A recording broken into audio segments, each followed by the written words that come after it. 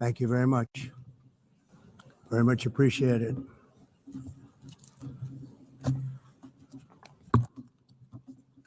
And I don't mind making this speech without a teleprompter, because the teleprompter is not working. I feel very happy to be up here with you nevertheless, and that way you speak more from the heart. I can only say that whoever's operating this teleprompter is in big trouble.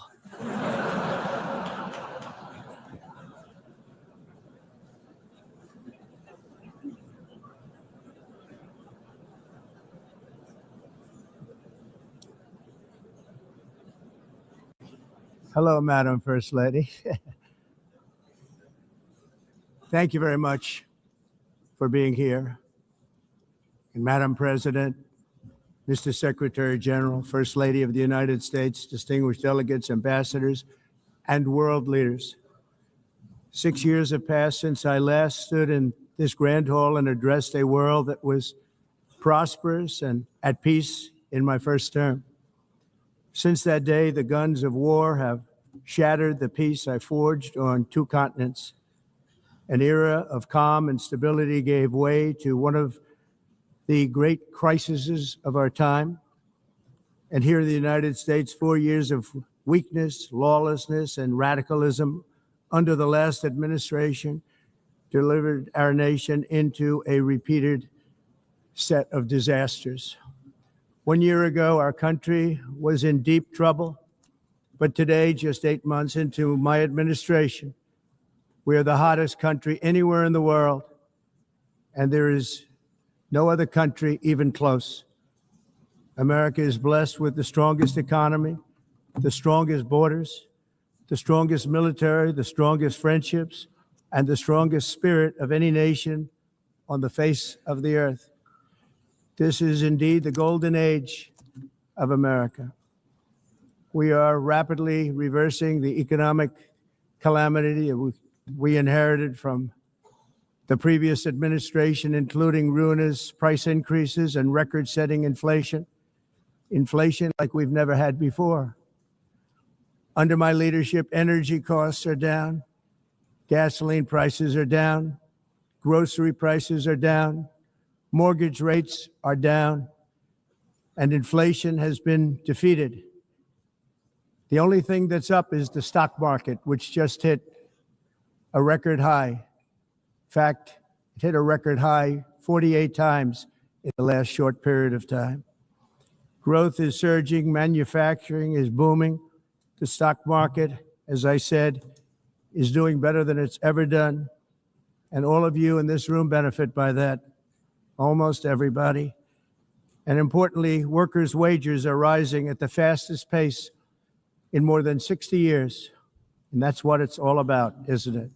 In 4 years of President Biden, we had less than $1 trillion of new investment into the United States.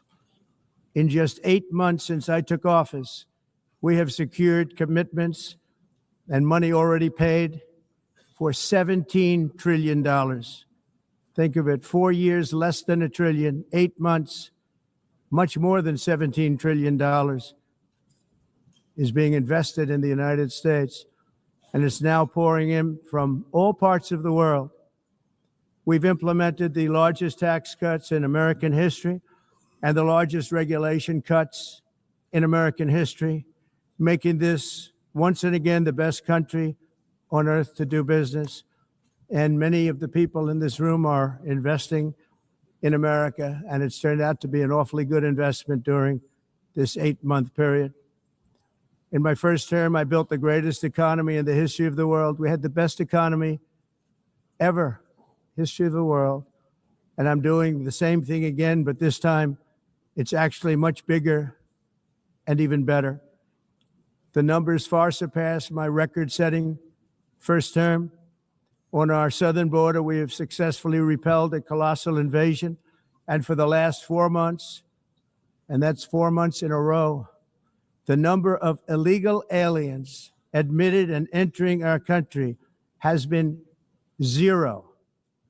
Hard to believe, Because if you look back just a year ago, it was millions and millions of people pouring in from all over the world, from prisons, from mental institutions, drug dealers. All over the world they came. They just poured into our country with the ridiculous open border policy of the Biden administration.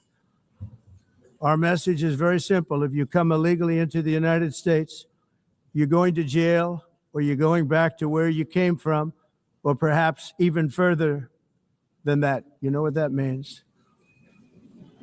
I want to thank the country of El Salvador for the successful and professional job they've done in receiving and jailing so many criminals that entered our country. And it was under the previous administration that the number became record-setting, and they're all being taken out. We have no choice. And other countries have no choice, because other countries are in the exact same situation with immigration. It's destroying your country, and you have to do something about it. On the world stage, America is respected again like it has never been respected before. You think about 2 years ago, 3 years ago, 4 years ago, or 1 year ago, we were a laughingstock all over the world. At the NATO summit in June, virtually all NATO members formally committed to increase defense spending at my request from 2% to 5% of GDP, making our alliance far stronger and more powerful than it was ever before. In May, I traveled to the Middle East to visit my friends and rebuild our partnerships in the Gulf, and those valued relationships with Saudi Arabia, Qatar, and the UAE and other countries are now, I believe, closer than ever before. My administration has negotiated one historic trade deal after another, including with the United Kingdom, the European Union, Japan, South Korea, Vietnam, Indonesia, the Philippines, Malaysia, and many, many others. Likewise, in a period of just 7 months, I have ended 7 unendable wars. They said they were unendable. You're never going to get them solved. Some were going for 31 years, 2 of them, 31, think of it, 31 years. One was 36 years. One was 28 years. I ended 7 wars. And in all cases, they were raging with countless thousands of people being killed. This includes Cambodia and Thailand, Kosovo and Serbia, the Congo and Rwanda, a vicious, violent war that was, Pakistan and India, Israel and Iran, Egypt and Ethiopia, and Armenia and Azerbaijan. It included all of them. No president or prime minister, and for that matter, no other country has ever done anything close to that. And I did it in just 7 months. It's never happened before. There's never been anything like that. I'm very honored to have done it. It's too bad that I had to do these things instead of the United Nations doing them.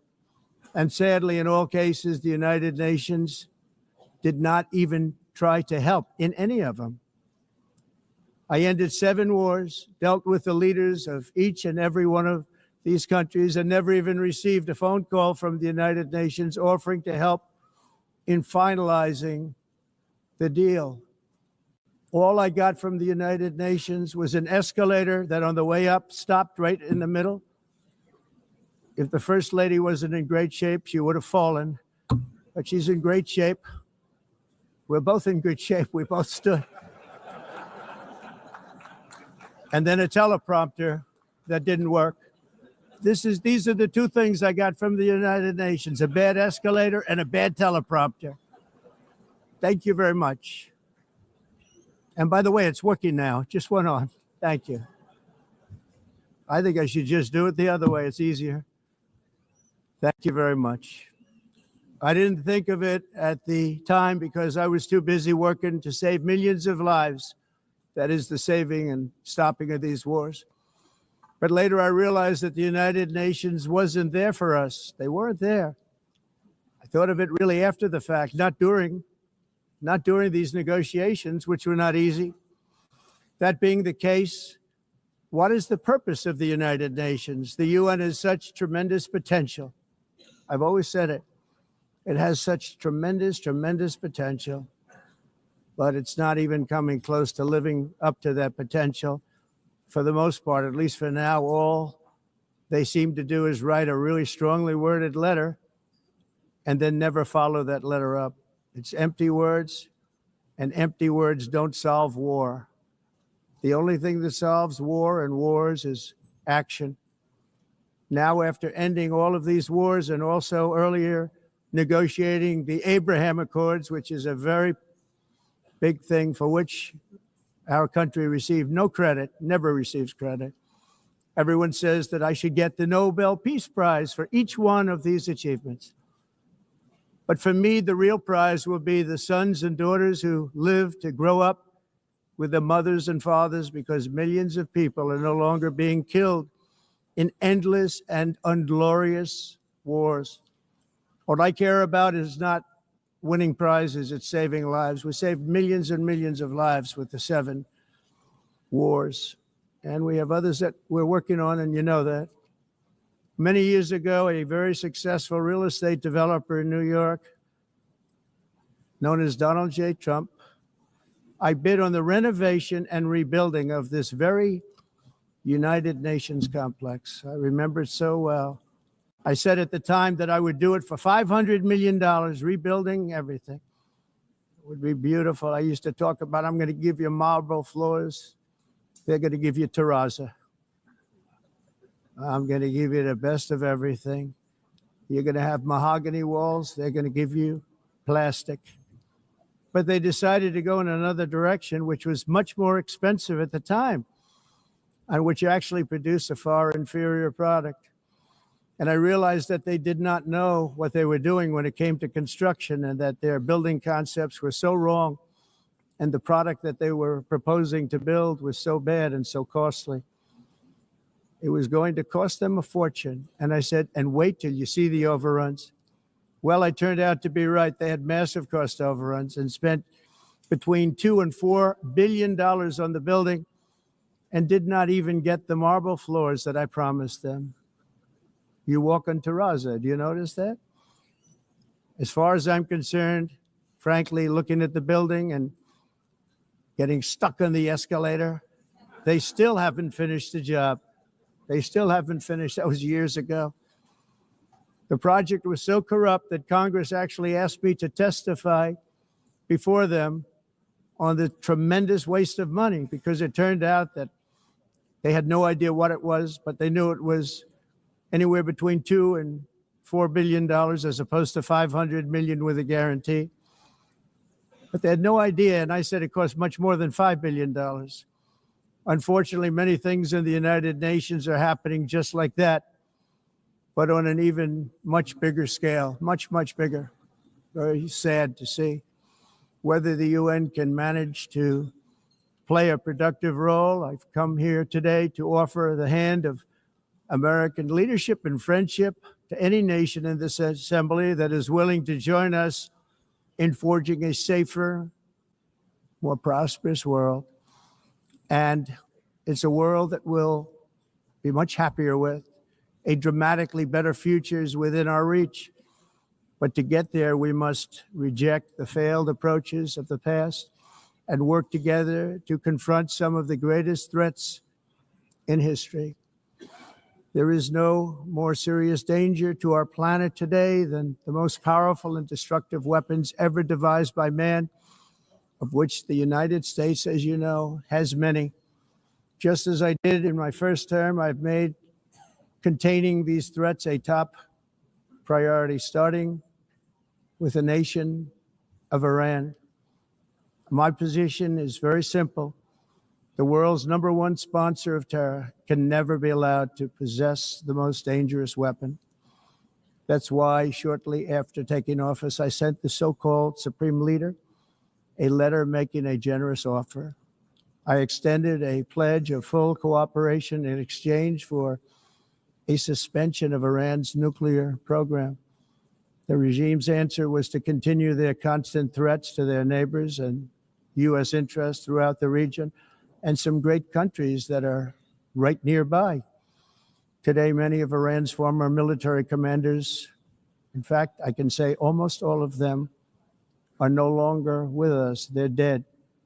And 3 months ago, in Operation Midnight Hammer, 7 American B-2 bombers dropped the 14 30,000-pound each bombs on Iran's key nuclear facilities, totally obliterating everything. No other country on earth could have done what we did. No other country has the equipment to do what we did. We have the greatest weapons on earth.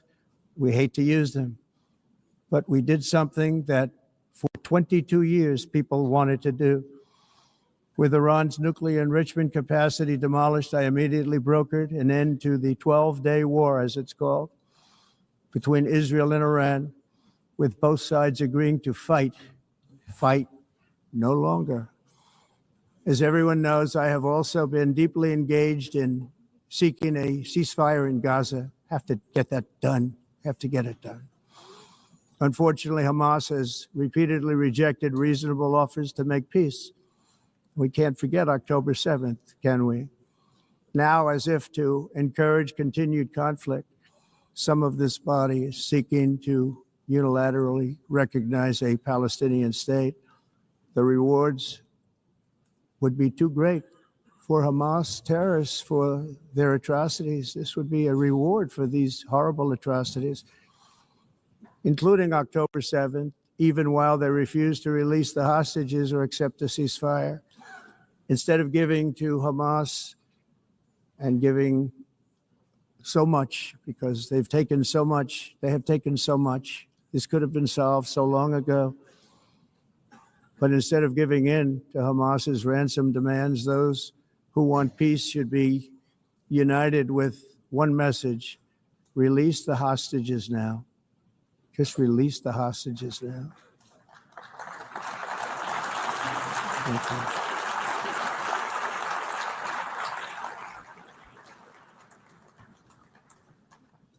Thank you. As we have got to come together, and we will come together, got to get it done. We have to stop the war in Gaza immediately. We have to stop it. We have to get it done. We have to negotiate, immediately have to negotiate peace. We got to get the hostages back. We want all 20 back. We don't want 2 and 4. As you know, I got, along with Steve Witkoff and others that helped us, Marco Rubio, we got most of them back. We were involved in all of them. But I always said the last 20 are going to be the hardest, and that's exactly what happened. We have to get them back now. We don't want to get back 2, and then another 2, and then 1, and then 3. Have this process. No, we want them all back, and we want the actually 38 dead bodies back too. Those parents came to me, and they want them back, and they want them back very quickly and very badly, as though they were alive. They want them. They want them every bit as much as if their son or daughter were alive. I've also been working relentlessly, stopping the killing in Ukraine. I thought that would be, of the 7 wars that I stopped, I thought that would be the easiest because of my relationship with President Putin, which had always been a good one. I thought that was going to be the easiest one. But, you know, in war, you never know what's going to happen. There are always lots of surprises, both good and bad. Everyone thought Russia would win this war in 3 days. But it didn't work out that way. It was supposed to be just a quick little skirmish. It's not making Russia look good. It's making them look bad. No matter what happens from here on out, this was something that should have taken a matter of days, certainly less than a week. And they've been fighting for 3.5 years and killing anywhere from 5,000 to 7,000 young soldiers, mostly soldiers, on both sides, every single week, from 5,000 to 7,000 dead young people, and some in cities, much smaller numbers, where rockets are shot, where drones are dropped. This war would never have started if I were president. This was a war that should have never happened. It shows you what leadership is, what bad leadership can do to a country. Look what happened to the United States, and look where we are right now in just a short period of time. The only question now is how many more lives will be needlessly lost on both sides. China and India are the primary funders of the ongoing war by continuing to purchase Russian oil. But inexcusably, even NATO countries have not cut off much Russian energy and Russian energy products, which, as you know, I found out about 2 weeks ago, and I wasn't happy. Think of it. They're funding the war against themselves. Who the hell ever heard of that one? In the event that Russia is not ready to make a deal to end the war, then the United States is fully prepared to impose a very strong round of powerful tariffs, which would stop the bloodshed, I believe, very quickly. But for those tariffs to be effective, European nations, all of you are gathered here right now, would have to join us in adopting the exact same measures. I mean, you're much closer to this. We have an ocean in between. You're right there. And Europe has to step it up. They can't be doing what they're doing. They're buying oil and gas from Russia while they're fighting Russia. It's embarrassing to them. And it was very embarrassing to them when I found out about it, I can tell you that. They have to immediately cease all energy purchases from Russia. Otherwise, we're all wasting a lot of time. So I'm ready to discuss this. We're going to discuss it today with the European nations, all gathered here. I'm sure they're thrilled to hear me speak about it, but that's the way it is. I like to speak my mind and speak the truth. As we seek to reduce the threat of dangerous weapons today, I'm also calling on every nation to join us in ending the development of biological weapons once and for all. And biological is terrible, and nuclear is even beyond, and we include nuclear in that. We want to have a cessation of the development of nuclear weapons. We know, and I get to view it all the time. Sir, would you like to see? And I look at weapons that are so powerful that we just can't ever use them. If we ever use them, the world literally might come to an end. There would be no United Nations to be talking about. There would be no nothing. Just a few years ago, reckless experiments overseas gave us a devastating global pandemic. Yet despite that worldwide catastrophe, many countries are continuing extremely risky research into bioweapons and man-made pathogens. This is unbelievably dangerous. To prevent potential disasters, I'm announcing today that my administration will lead an international effort to enforce biological weapons convention, which is going to be meeting with the top leaders of the world by pioneering an AI verification system that everyone can trust. Hopefully the UN can play a constructive role, and it will also be one of the early projects under AI. Let's see how good it is, because a lot of people are saying it could be one of the great things ever, but it also can be dangerous, but it can be put to tremendous use and tremendous good, and this would be an example of that. Not only is the UN not solving the problems it should, too often, it's actually creating new problems for us to solve. The best example is the number one political issue of our time, the crisis of uncontrolled migration. It's uncontrolled. Your countries are being ruined. The United Nations is funding an assault on Western countries and their borders. In 2024, the UN budgeted $372 million in cash assistance to support an estimated 624,000 migrants journeying into the United States. Think of that. The UN is supporting people that are illegally coming into the United States, and then we have to get them out. The UN also provided food, shelter, transportation, and debit cards to illegal aliens. Can you believe that? On the way to infiltrate our southern border. Millions of people came through that southern border. Just a year ago, millions and millions of people were pouring in, 25 million altogether over the 4 years of the incompetent Biden administration. And now we have it stopped, totally stopped. In fact, they're not even coming anymore because they know they can't get through. But what took place is totally unacceptable. The UN is supposed to stop invasions, not create them and not finance them.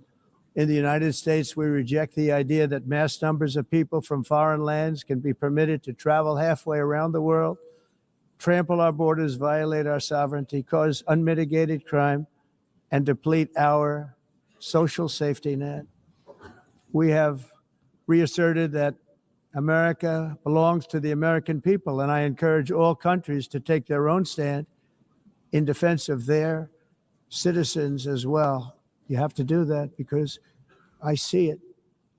I'm not mentioning names. I see it, and I can call every single one of them out. You're destroying your countries. They're being destroyed. Europe is in serious trouble. They've been invaded by a force of illegal aliens like nobody's ever seen before. Illegal aliens are pouring into Europe. Nobody is ever, and nobody's doing anything to change it, to get them out. It's not sustainable. And because they choose to be politically correct, they're doing just absolutely nothing about it. And I have to say, I look at London, where you have a terrible mayor, terrible, terrible mayor. And it's been so changed, so changed. Now they want to go to Sharia law, but you're in a different country. You can't do that. Both the immigration and their suicidal energy ideas will be the death of Western Europe if something is not done immediately. This cannot be sustained. What makes the world so beautiful is that each country is unique. But to stay this way, every sovereign nation must have the right to control their own borders. You have the right to control your borders, as we do now, and to limit the sheer numbers of migrants entering their countries and paid for by the people of that nation that were there and that built that particular nation at the time. They put their blood, sweat, tears, money into that country, and now they're being ruined. Proud nations must be allowed to protect their communities and prevent their societies from being overwhelmed by people they have never seen before, with different customs, religions, with different everything. Where migrants have violated laws, lodged false asylum claims, or claimed refugee status for illegitimate reasons, they should, in many cases, be immediately sent home. And while we will always have a big heart for places and people that are struggling and truly compassionate, answers will be given. We have to solve the problem, and we have to solve it in their countries, not create new problems in our countries. And we are very helpful to a lot of countries that are just not able to send their people anymore. They used to send them to us in caravans of 25, 30,000 people each.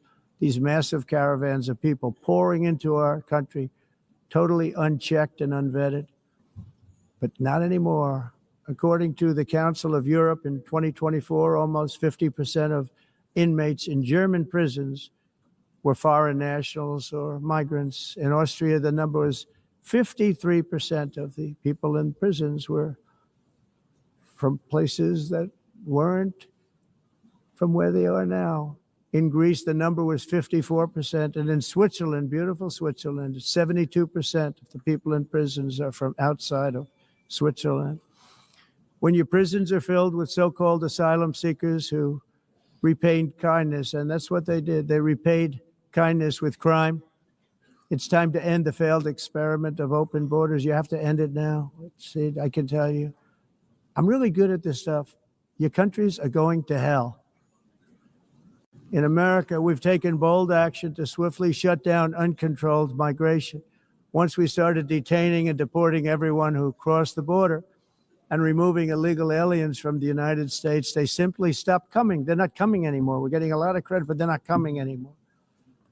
This was a humanitarian act for all involved, because on the trips up, thousands of people a week were dying. Women were being raped. Nobody's ever seen anything like it. Raped, horribly beaten, raped.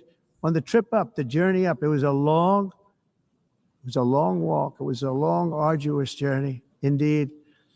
And it was also a historic victory against human trafficking throughout the region. What we did was a victory, and we saved so many lives of people that wouldn't make the journey. That journey was loaded up with death.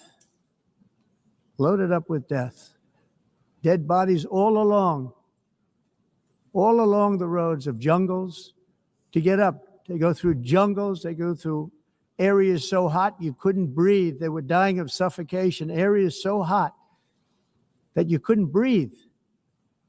Dead bodies all over. By them not coming, we're saving tremendous numbers of lives. My people have done a fantastic job in doing what they did, and the American public agrees with it. I mean, I was very proud to see this morning I have the highest poll numbers I've ever had. Part of it is because of what we've done on the border. I guess the other part is what we've done in the economy. Joe Biden's policies empowered murderous gangs, human smugglers, child traffickers, drug cartels, and prisoners from all over the world. The previous administration also lost nearly 300,000 children. Think of that. They lost more than 300,000 children, little children, who were trafficked into the United States on the Biden watch, many of whom have been raped, exploited, and abused, and sold. Sold. Nobody talks about that. The fake news doesn't write about it. With many others, young children who are missing or dead. And we found a lot of these children, and we're sending them back, and we've been sending them back to their parents. They said, nobody knows who they are. They said, where do you come from? And they'll give us a country, and we'll find out, and we'll figure it out, and we'll bring them back to their homes. And the mother and father rush to the door, and their tears in their eyes. They can't believe that they're seeing their son or daughter, their little son or daughter again. We've done almost 30,000 of them so far. Any system that results in the mass trafficking of children is inherently evil. Yet that is exactly what the globalist migration agenda has done, and it's what it's all about. In America, those days, as you know, are over. The Trump administration is working, and we are continuing to work to track down the villains that are causing this problem, and also, as I said, to get back the 30,000 we've already returned. Now I think we're going to have another. We're going to find a lot. You're not going to find all of them. 300, more than 300,000. They're lost or they're dead. They're lost or they're dead because of the animals that did this. To protect our citizens, I've also designated multiple savage drug cartels as far as and you see this, and you see it happening right before your eyes. Let's put it this way. People don't like taking big loads of drugs in boats anymore. There aren't too many boats that are traveling on the seas by Venezuela. They tend not to want to travel very quickly anymore.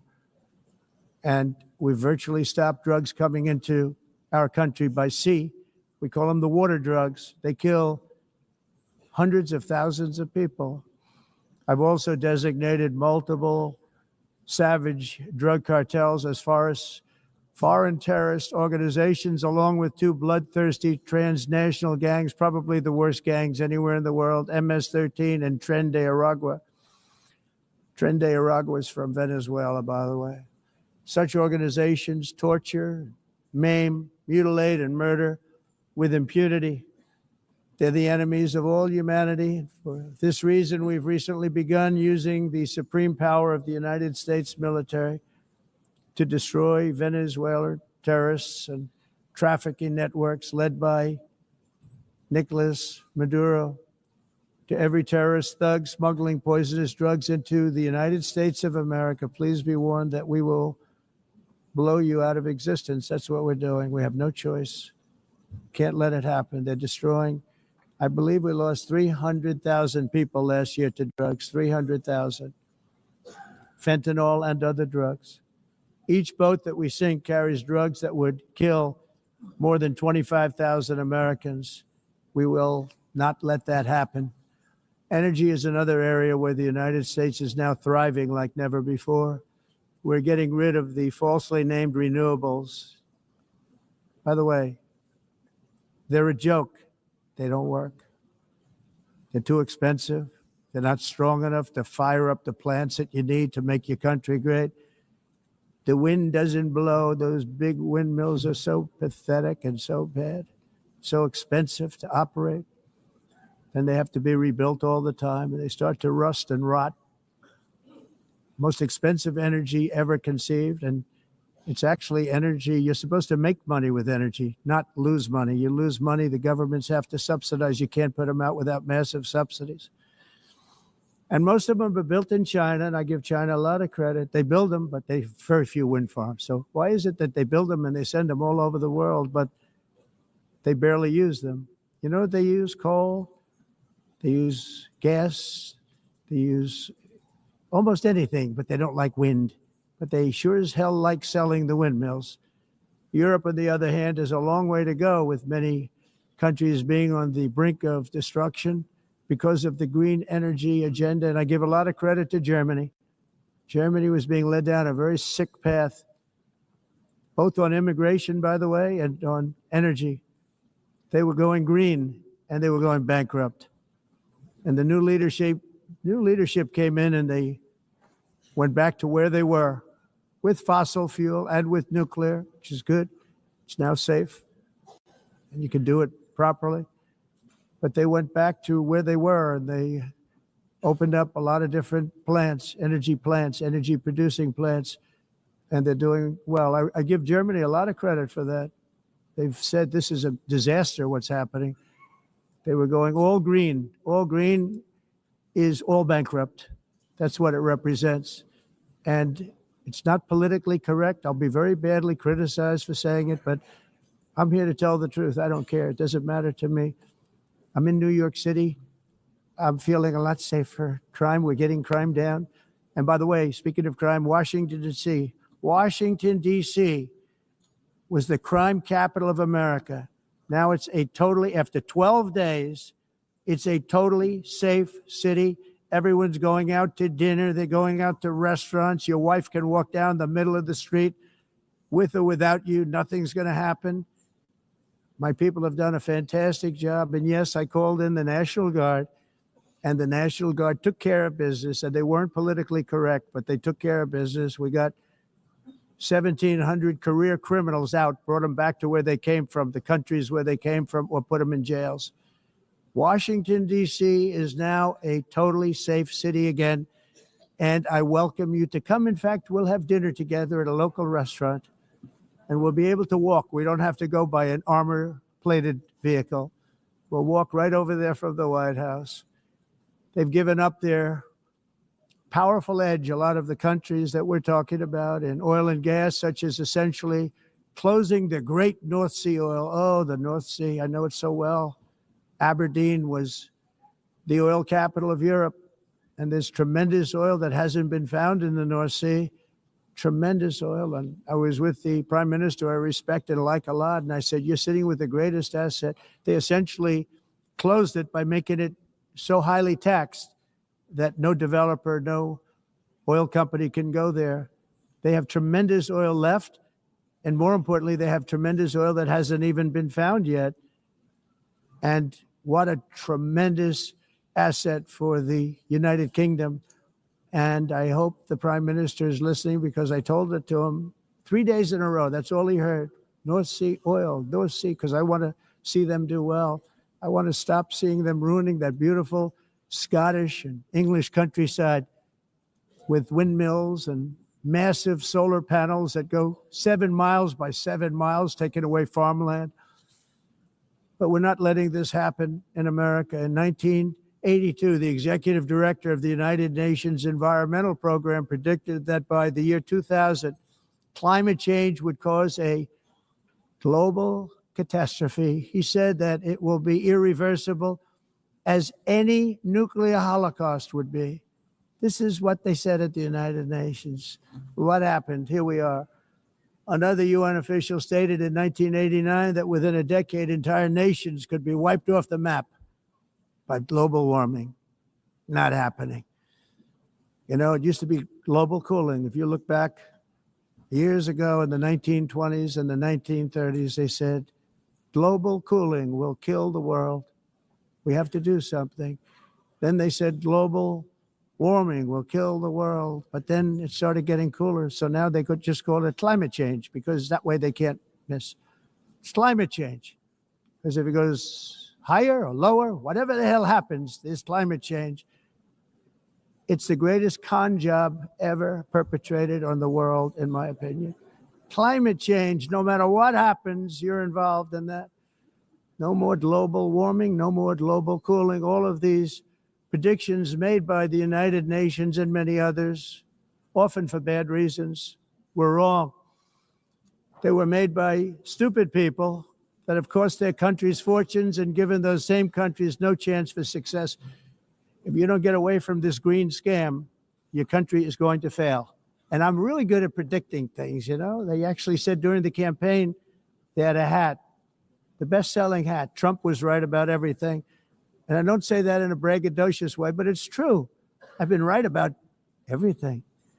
And I'm telling you that if you don't get away from the green energy scam, your country is going to fail. And if you don't stop people that you've never seen before, that you have nothing in common with, your country is going to fail.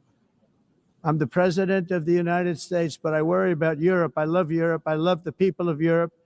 And I hate to see it being devastated by energy and immigration. This double-tailed monster destroys everything in its wake, and they cannot let that happen any longer. You're doing it because you want to be nice.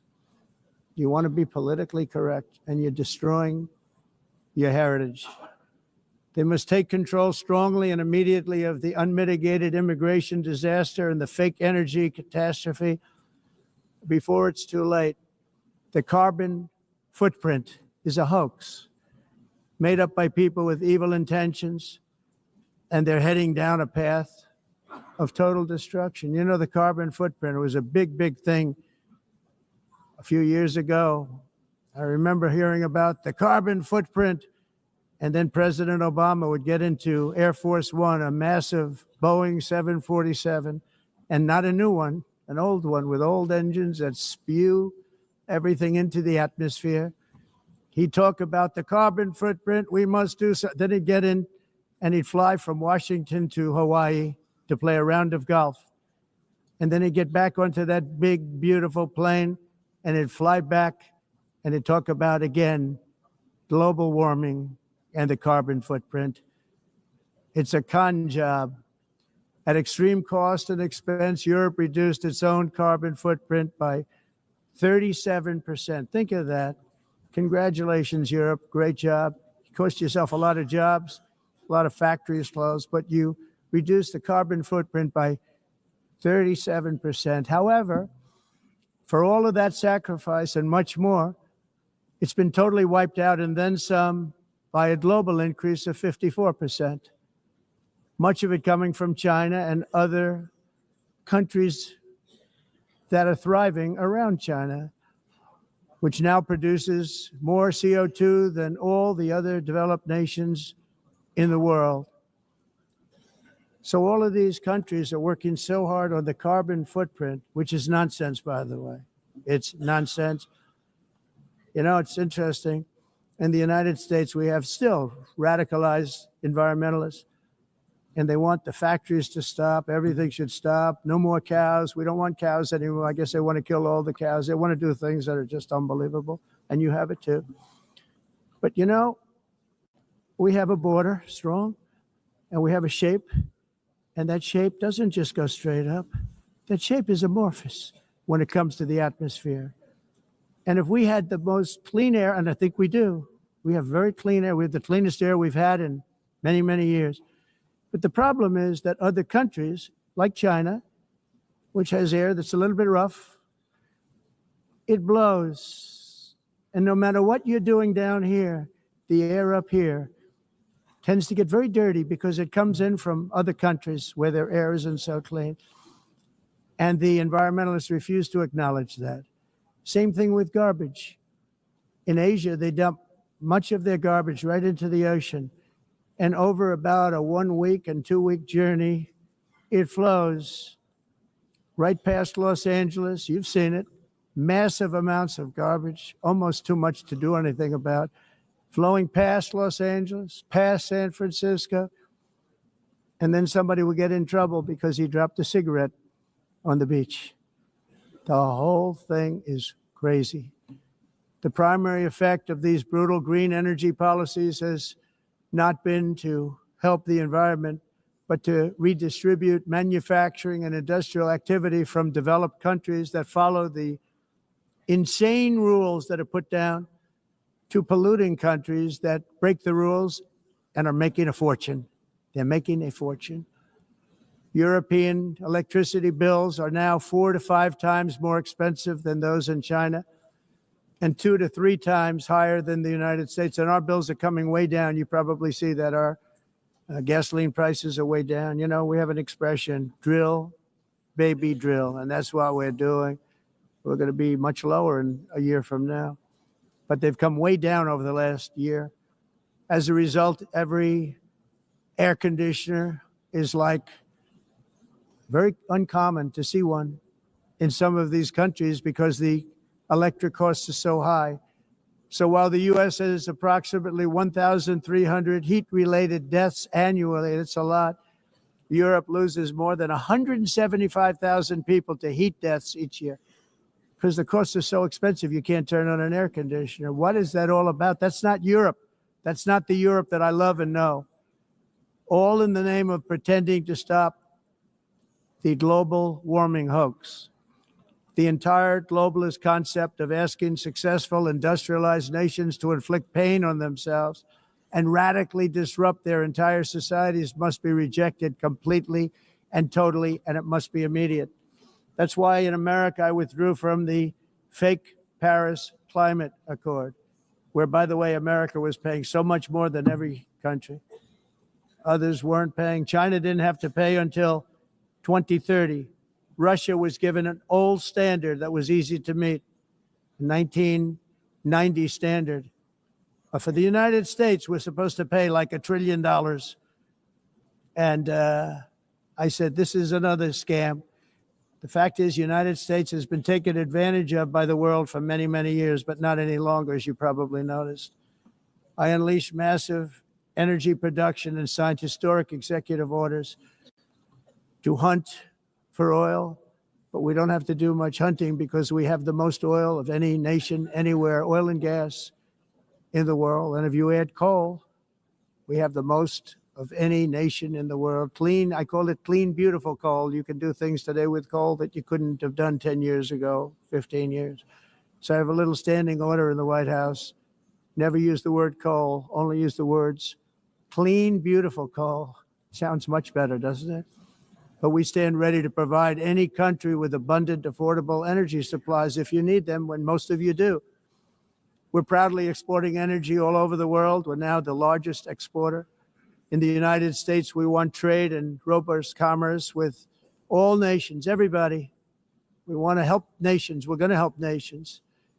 But it must also be fair and reciprocal. The challenge with trade is much the same with climate. The countries that followed the rules, all their factories have been plundered. It's really sad to watch. They've been broken. They've been broken by countries that broke the rules.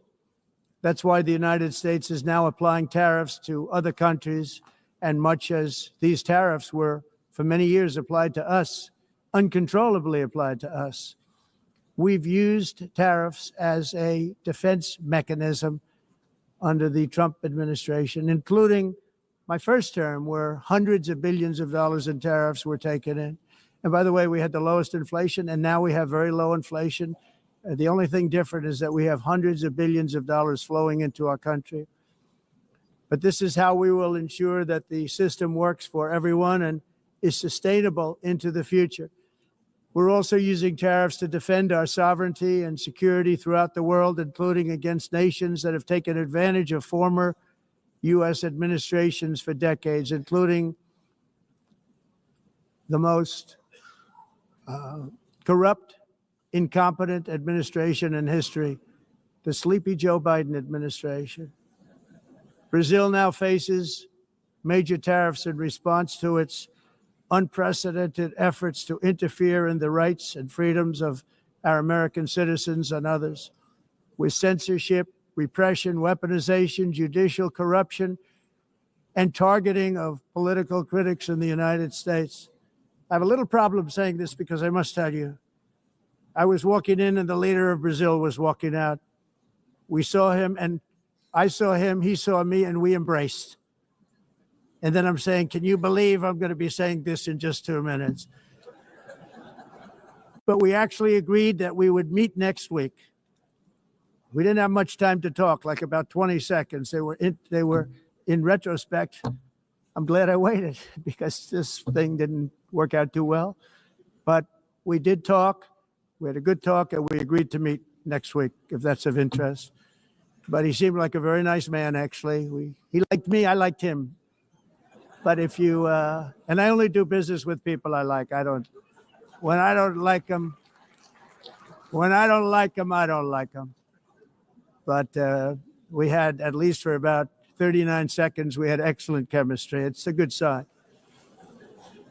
But also in the past, Brazil, can you believe this, unfairly tariffed our nation, but now because of our tariffs, we are hitting them back, and we're hitting them back very hard. As president, I will always defend our national sovereignty and the rights of American citizens. So I'm very sorry to say this, that Brazil is doing poorly and will continue to do poorly. They can only do well when they're working with us. Without us, they will fail, just as others have failed. It's true. Next year, the United States will celebrate the 250th anniversary of our glorious independence, a testament to enduring power and American freedom and spirit. We will also be proudly hosting the 2026 FIFA World Cup, and shortly thereafter, the 2028 Olympics, which is going to be very exciting. I hope you all come. I hope that countless people from all over the globe will take part of these will be great celebrations of liberty and human achievement, and that together we all can rejoice in the miracles of history that began in July 4th, 1776, when we founded the light to all nations. And it's something really that an amazing thing came out of that date. It's called the United States of America.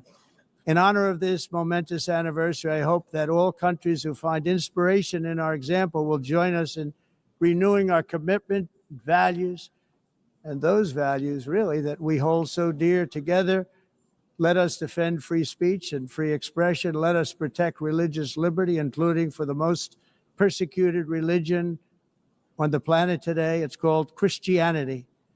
And let us safeguard our sovereignty and cherish qualities that have made each of our nations so special, incredible, and extraordinary.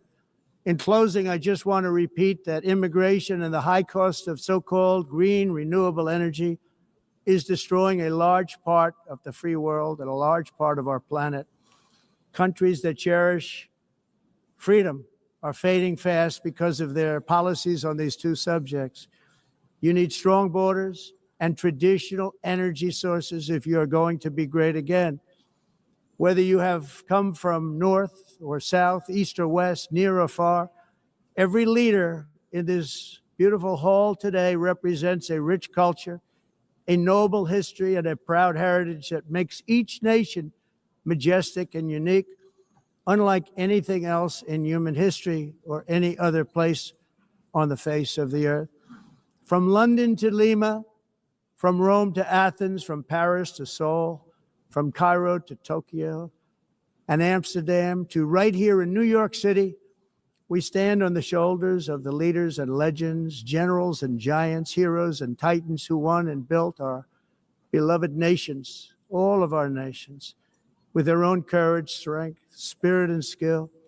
Our ancestors climbed mountains, conquered oceans, crossed deserts, and trekked over wide open plains. They charged into thunderous battles, plunged into grave dangers, and they were soldiers and farmers and workers and warriors and explorers and patriots. They built towns into cities, tribes into kingdoms, ideas into industries, and small islands into mighty empires. You're a part of all of that. They were champions for their people who never gave up and who never, ever gave in. Their values defined our national identities. Their visions forged our magnificent destiny. Everybody in this room is a part of it in your own way. Each of us inherits the deeds and the myths the triumphs, the legacies of our own heroes and founders who so bravely showed us the way. Our ancestors gave everything for homelands that they defended with pride, with sweat, with blood, with life, and with death.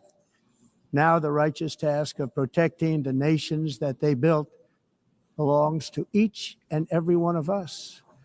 So together, let us uphold our sacred duty to our people and to our citizens. Let us protect their borders, ensure their safety, preserve their cultures, treasure, and traditions, and fight, fight, fight for their precious dreams and their cherished freedoms. And in friendship and really a beautiful vision, let us all work together to build a bright, beautiful planet, a planet that we all share, a planet of peace and a world that is richer, better, and more beautiful than ever before. That can happen. It will happen. It will happen, and I hope it can happen and start right now, right at this moment. We'll turn it around. We're going to make our countries better, safer, more beautiful. We're going to take care of our people. Thank you very much. It's been an honor. God bless the nations of the world. Thank you very much. Bye.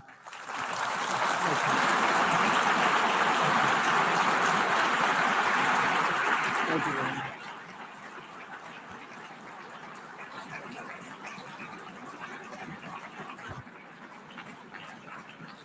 On behalf of the Assembly, I wish to thank the President of the United States,